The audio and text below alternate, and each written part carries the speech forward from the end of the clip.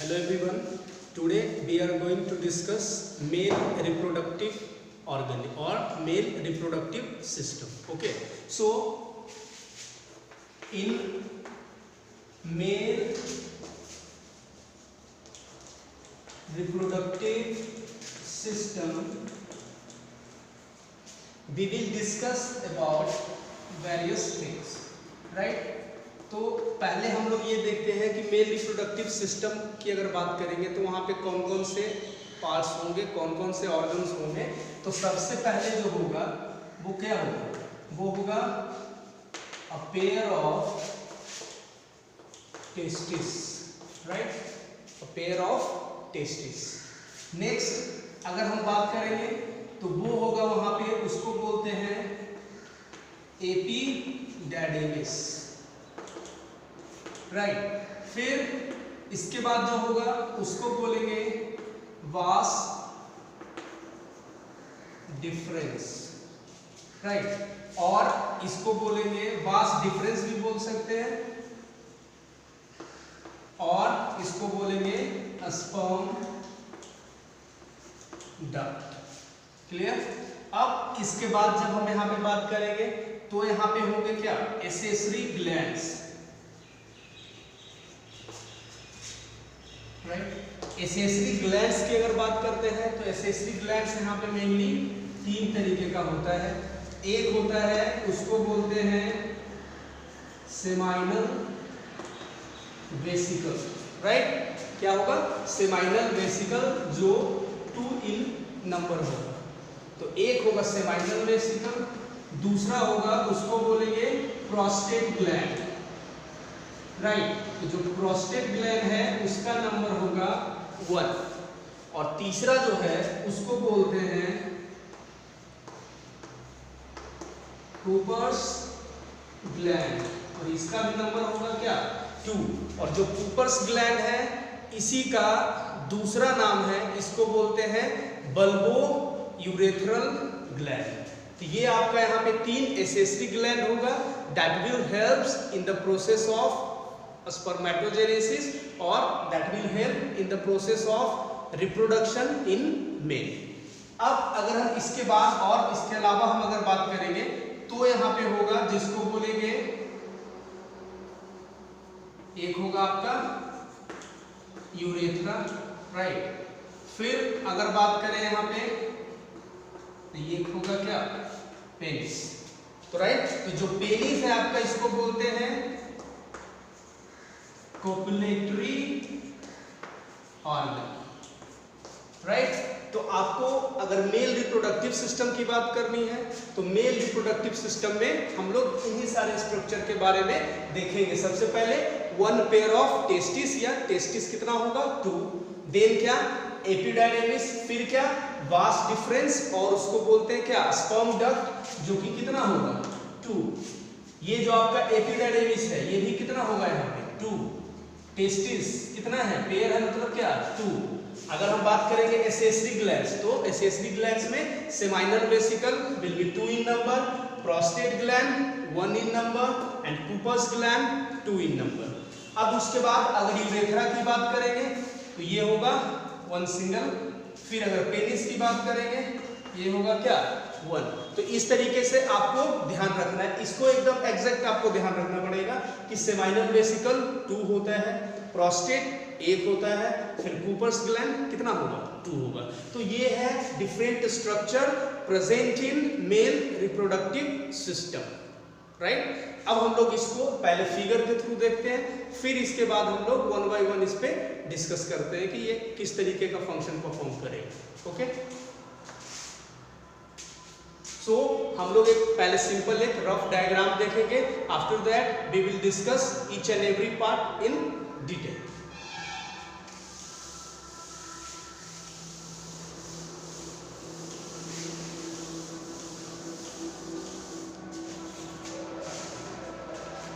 इस तरीके से आप देख सकते हो,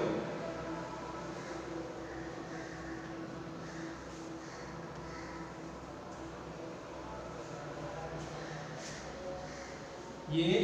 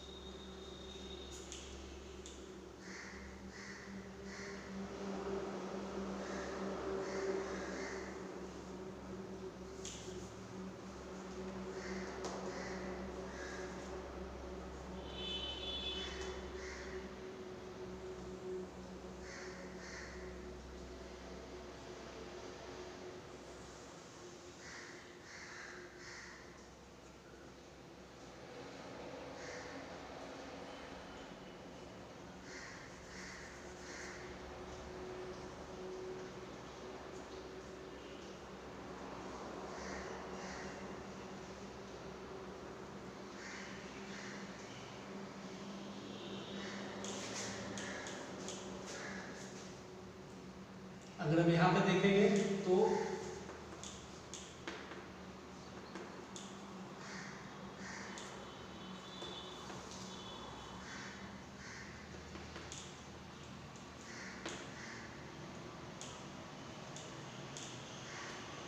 राइट,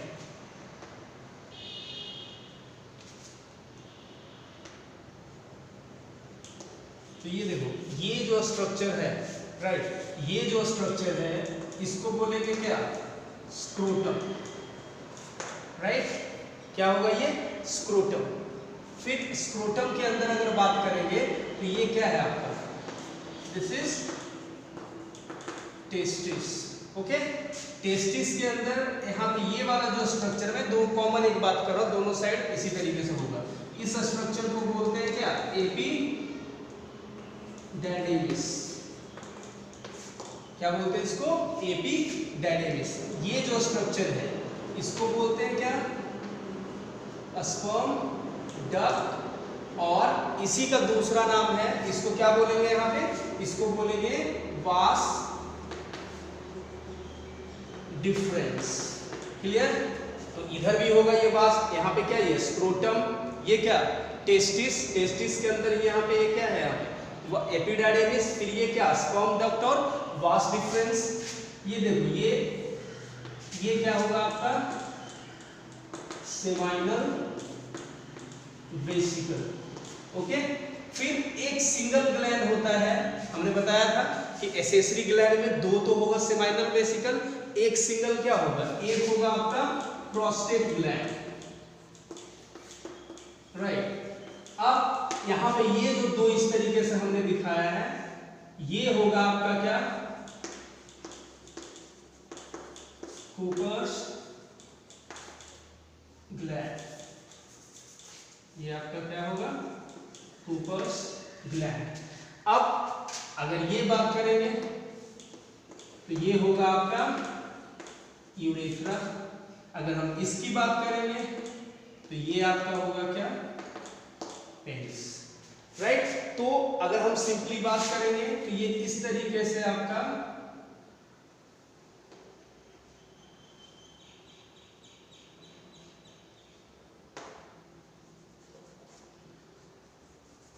तो ये आपका क्या, penis, within penis there is a tube like structure, जिसको कि हम लोग क्या बोलेंगे, यूरेथ्रा। फिर यूरेथ्रा जहां से पेनिस स्टार्ट होगा वहीं पे दो बल्ब लाइक स्ट्रक्चर होंगे एकदम स्मॉल, उसको या तो हम बोलते हैं कूपर्स ग्लैंड, या तो फिर हम इसको बोलते हैं बल्बो यूरेथ्रल ग्लैंड।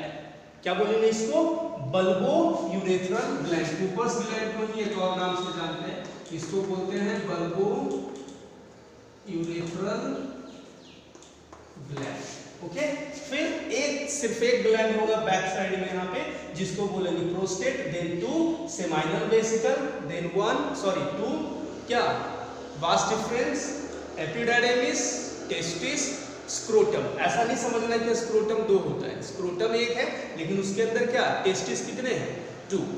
तो अब हम लोग ये देखते हैं, हमें स्ट्रक्चर लगभग समझ में आ गया है। ये देखो ऊपर ये जो लास्ट वाला जो होता है, इस वाले स्ट्रक्चर को बोलते हैं ग्लांस पेनिस, पेनिस का ही एक पार्ट है, तो ऊपर वाला जो पार्ट होता है उसको क्या बोलते हैं, ग्लांस पेनिस। तो ये एक सिंपल स्ट्रक्चर आपको ध्यान होना चाहिए, कॉमन, ऐसा जरूरी नहीं है कि एकदम हर स्ट्रक्चर को दिखाया जाए, लेकिन एक रफ डायग्राम आप इस तरीके से आप बना सकते हो। अब आपको समझ में आ गया होगा कि किस तरीके से। तो देखो आपको ध्यान रखना है कि स्पर्म जो फॉर्मेशन होता है, जिसको हमने क्या नाम दिया था, स्पर्मेटोजेनेसिस। तो जो स्पर्मेटोजेनेसिस का प्रोसेस है वो कहाँ पे होगा, टेस्टिस के अंदर, राइट।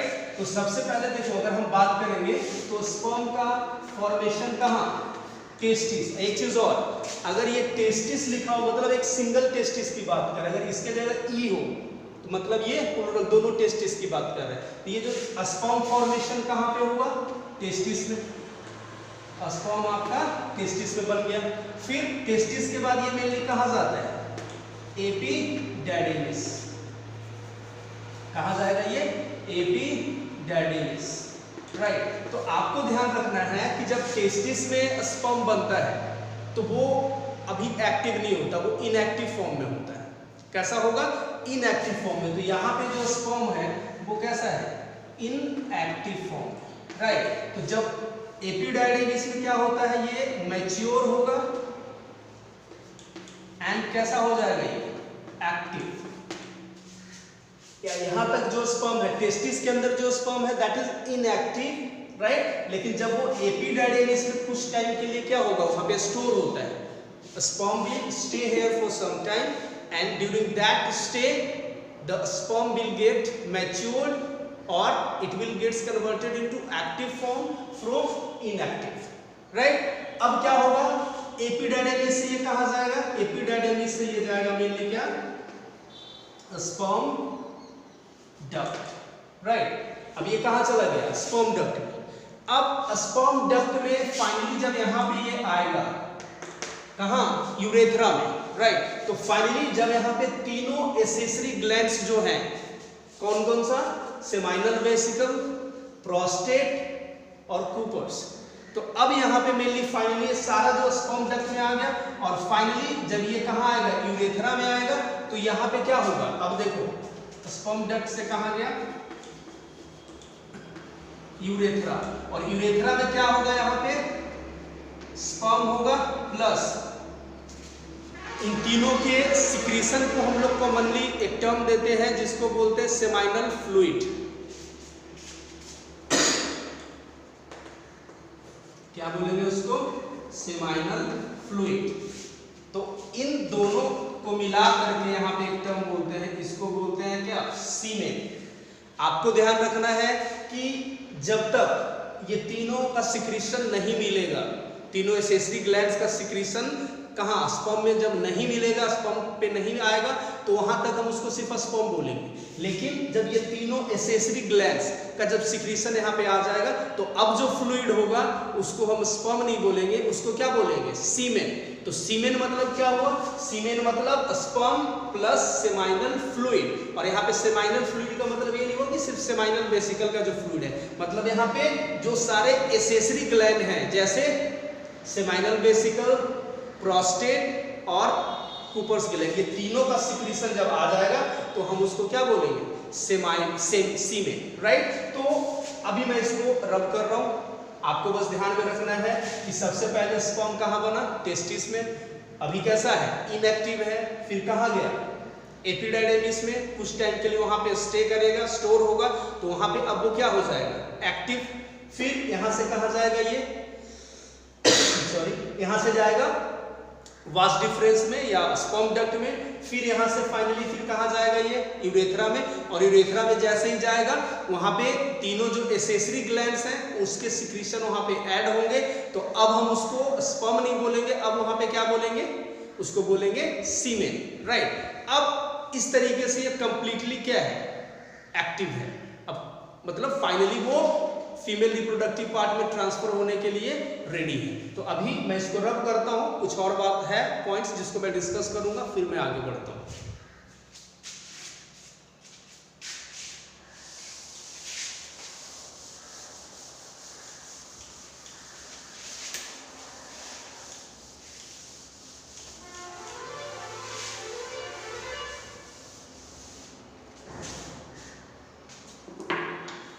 देखो एक चीज ध्यान रखना है कि सीमेन जो है, सीमेन इज इक्वल टू क्या होगा, स्पर्म प्लस क्या, इसको बोलेंगे सिक्रीशन ऑफ, क्या हो जाएगा, एक होगा आपका सेमाइनल वेसिकल्स,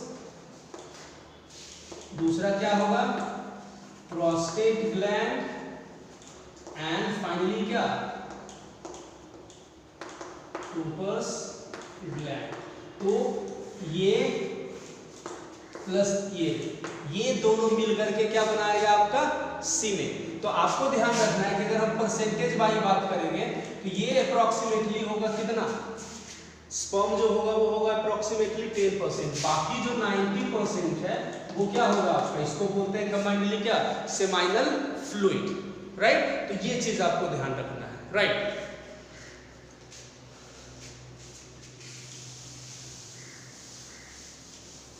अब अगर हम लोग स्टार्टिंग में देखें तो हमने जैसा कि बताया आपको कि टेस्टिस जो है वही स्पर्म बनाता है। तो अगर हम बात करेंगे टेस्टिस की, राइट, तो जो टेस्टिस है यही क्या करता है, स्पर्मेटोजेनेसिस, राइट। स्पर्मेटोजेनेसिस मतलब क्या, द फॉर्मेशन ऑफ स्पर्म। इसका मेन काम क्या है, स्पर्म का फॉर्मेशन करना, और साथ ही साथ ये क्या करता है, secretion of male sex hormone, that is, उसको किस नाम से जानते हैं, उसको बोलते हैं टेस्टोस्टेरोन। ये जो मेल सेक्स हार्मोन है उसको हम लोग क्या बोलते हैं, टेस्टोस्टेरोन। तो आपको ध्यान रखना है कि जो टेस्टिस है, पहली बात तो ये कि वो 2 होता है नंबर में, मतलब 1 पेयर इन नंबर। दूसरा क्या, इसका मेन 2 फंक्शन है, one is spermatogenesis, that is the formation of sperm, और दूसरा क्या है आपका, secretion of male sex hormone, that is testosterone. Clear. अब देखो, अब ये आता है कि जो टेस्टोस्टेरोन है इसका क्या फंक्शन है, राइट। तो इसका एक जो फंक्शन है वो तो वही हो गया क्या, हेल्प्स इन स्पर्मेटोजेनेसिस, मतलब स्पर्म फॉर्मेशन में हेल्प करेगा, स्पर्मेटोजेनेसिस। और इसका दूसरा जो फंक्शन है टेस्टोस्टेरोन का वो क्या है, develop secondary sexual character in male. तो टेस्टोस्टेरोन जो हार्मोन है, मेल सेक्स हार्मोन, उसका मेन 2 काम है। एक तो ये स्पर्म फॉर्मेशन में हेल्प करेगा, दूसरा इसका काम है क्या, मेल में सेकेंडरी सेक्सुअल कैरेक्टर को डेवलप करना। तो नेक्स्ट आता है कि सेकेंडरी सेक्सुअल कैरेक्टर क्या है। तो सेकेंडरी सेक्सुअल कैरेक्टर वो कैरेक्टर है विच will differentiate between male and female, right. तो अगर हम मेल की बात करेंगे कि सेकेंडरी सेक्सुअल कैरेक्टर क्या है, तो आप खुद से सोचो कि मेल में ऐसा क्या है जो कि मेल को अलग करता है किससे, फीमेल से। तो एक चीज देखो, बियर्ड किसमें होगा, मेल में। मोस्टेच किसमें होगा, मेल में। ज्यादा अगर हम मेल और फीमेल में बात करेंगे तो ज्यादा जो मस्कुलर बॉडी है वो किसमें होगा, मेल में, राइट। तो these are the some secondary sexual character which will differentiate male from female. तो इस तरीके के डेवलपमेंट के लिए कौन रिस्पॉन्सिबल होगा, टेस्टोस्टेरोन। क्लियर। तो this is all about testis. अब एक चीज और आपको ध्यान रखना है कि टेस्टिस जो है हमारे बॉडी के अंदर क्यों नहीं होता, वो बॉडी के बाहर एक पाउच लाइक स्ट्रक्चर जिसको कि हम क्या बोलते हैं, स्क्रोटम, वहां पे क्यों प्रेजेंट होता है, क्या रीजन है।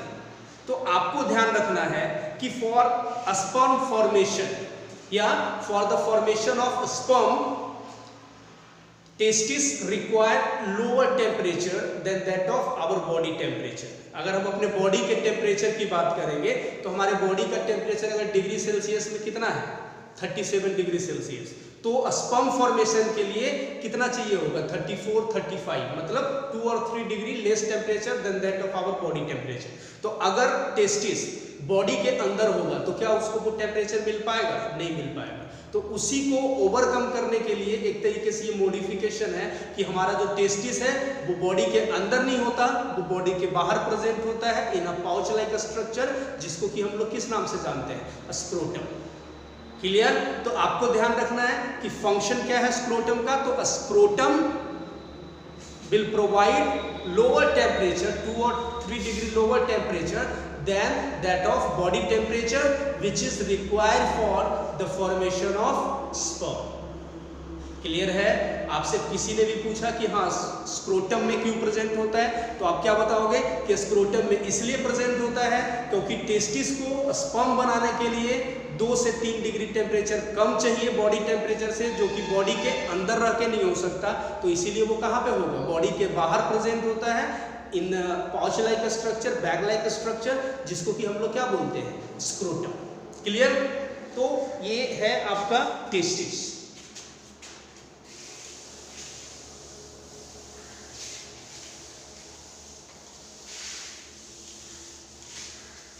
अगर देखो, अगर हम दूसरा इसके बाद अगर हम बात करेंगे, नेक्स्ट जो स्ट्रक्चर है वो कौन सा हमने बताया, उसको हमने बोला एपिडेर्मिस।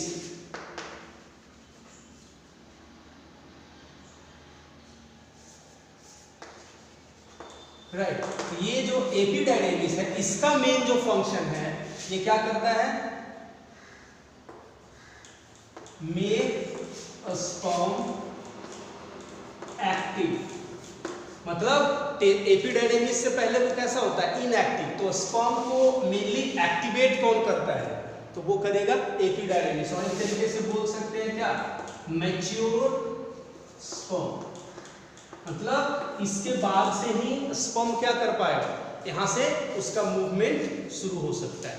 राइट, अब देखो, अब इसके बाद अगर हम बात करेंगे किसका, स्पर्म डक्ट,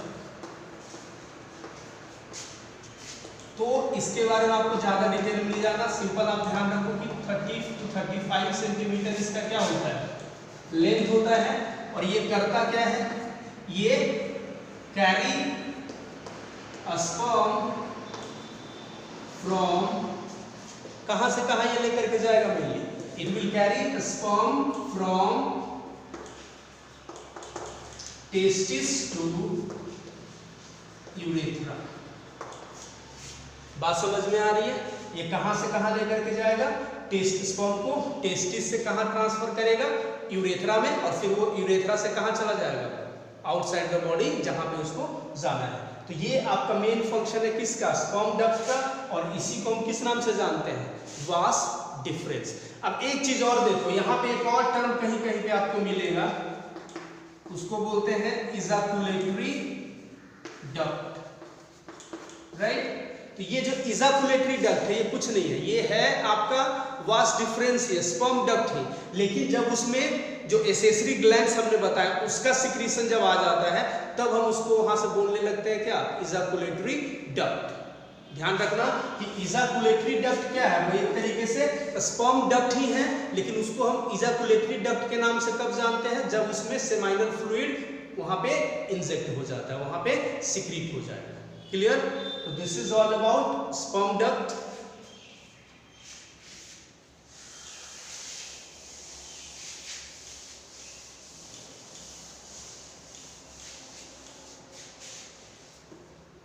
अब हम लोग देखते हैं यहाँ पे अलग से थोड़ा एसेसरी ग्लैंड्स।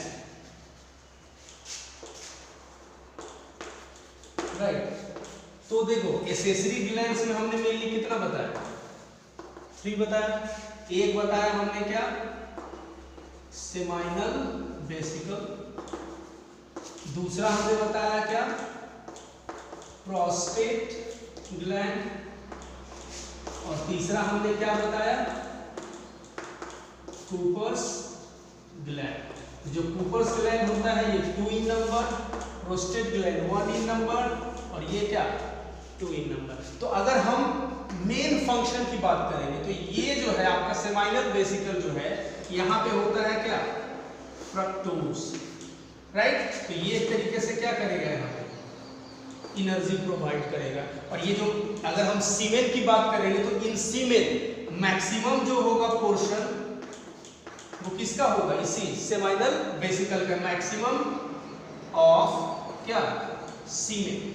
आपको ध्यान रखना कि सीमेन में अगर 90% सीमेन है, सॉरी सीमेन में अगर हम बात करेंगे तो 60% जो सिक्रीशन होता है वो किसका होता है, सेमाइनल वेसिकल का ही। और यही वो सिक्रीशन है जो कि स्पर्म को फ्लो करने के लिए एक मीडियम प्रोवाइड करता है।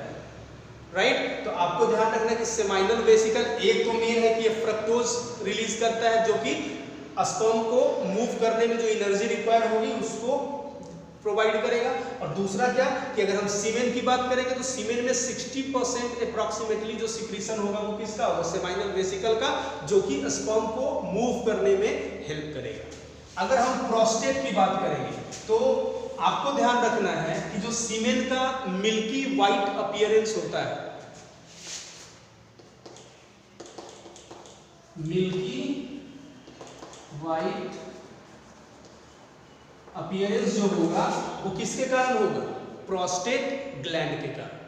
राइट, अब अगर यहाँ पे बात करेंगे तो एक तो ये हुआ, और दूसरा क्या है, ये एल्कलाइन मीडियम भी प्रोवाइड करता है। एल्कलाइन कहने का मतलब क्या हुआ? बेसिक। आप ध्यान से समझो, स्पर्म जो है वो एक एसिडिक पीएच पे कभी काम नहीं करेगा। तो होता क्या है कि जब स्पर्म इजाकुलेटरी डक्ट से, मतलब वास डिफरेंस से या स्पर्म डक्ट से कहां पे आता है? यूरेथ्रा में। तो आपको ध्यान रखना कि जो यूरेथ्रा है, अगर मेल की बात करेंगे तो यूरेथ्रा एक कॉमन पास की तरफ वर्क करता है, वहीं से यूरिन भी पास होता है, वहीं से स्पर्म भी जाता है। तो अगर यूरिन वहां पे ऑलरेडी है और वहीं पे स्पर्म चला गया, तो यूरिन कैसा होता है? एसिडिक। और अगर स्पर्म वहां पे उसी टाइम चला जाएगा तो फिर क्या होगा? वो उसके एक्टिविटी को क्या कर देगा? कम कर देगा। तो उसी को न्यूट्रलाइज करने के लिए एक मीडियम रिलीज करता है। कौन? Prostate gland. कौन सा मीडियम? अल्कलाइन, मतलब बेसिक। ये कैसा है? Basic medium. तो ये जो है एक तरीके से स्पर्म के एक्टिविटी को क्या रखता है? मेंटेन रखता है by neutralizing the acidic effect of urine. Clear? अगर हम कूपर्स ग्लैंड की बात करेंगे तो ये मेनली प्रोवाइड करता है क्या? लुब्रिकेशन। राइट? जब हम बात करते हैं कॉपुलेशन की, राइट, जब मैटिंग प्रोसेस होगा तो वहां पे कैसा एनवायरनमेंट चाहिए? लुब्रिकेंट मीडियम चाहिए। तो वो लुब्रिकेशन कौन प्रोवाइड करेगा? Cooper's gland. और साथ ही साथ यहाँ पे ये भी क्या करता है? एल्कलाइन मीडियम रिलीज करता है। राइट? तो आपको ये सारा ध्यान में रखना है। मेनली ये जो अलग अलग जो 3 ग्लैंड हैं उनका यही काम है। और ये सारा और प्लस स्पर्म, ये सब मिला करके क्या बनाता है? सीमेन।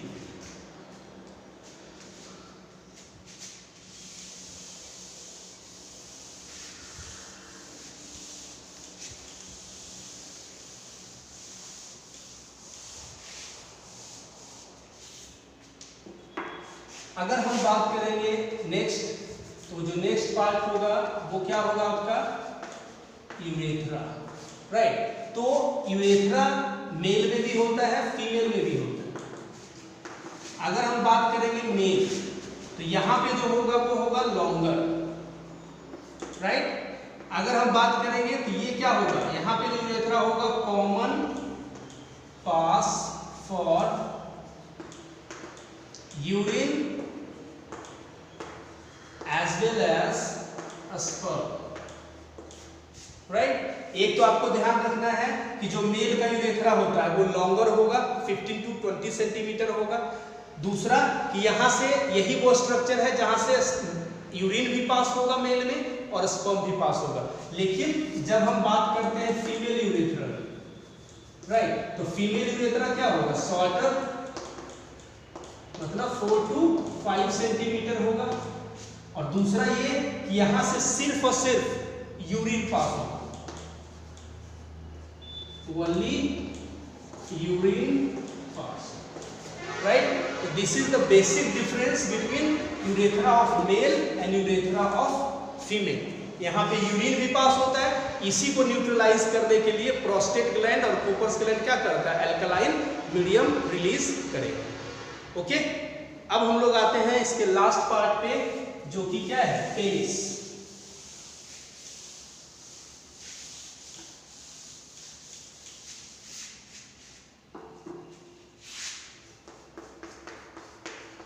अगर हम बात करेंगे पेनिस की, तो पेनिस क्या है? Muscular structure. राइट? अगर हम यहां पे क्या होगा? इरेक्टाइल मसल्स है। राइट? अब अगर हम और डिटेल में अगर बात करें तो ये जो है यही क्या होता है? ये इसको बोलते हैं कोपुलेटरी ऑर्गन। इसका क्या मतलब हुआ? कि यही वो ऑर्गन है जिसके हेल्प से मेल गैमीट या जो आपका सीमेन है that will be transferred to the female reproductive part. तो यहाँ पे उस प्रोसेस को क्या बोलते हैं? इंसेमिनेशन। तो इसको हम बोलेंगे क्या? कोपुलेटरी ऑर्गन मतलब क्या? Helps in insemination. और इंसेमिनेशन मतलब क्या हुआ? Transfer of male gamete into female reproductive reproductive part.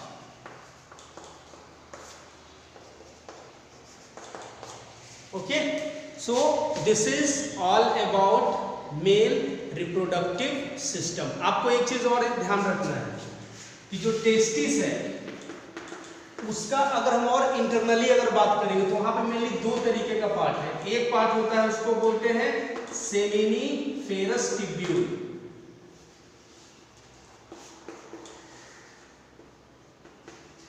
Right.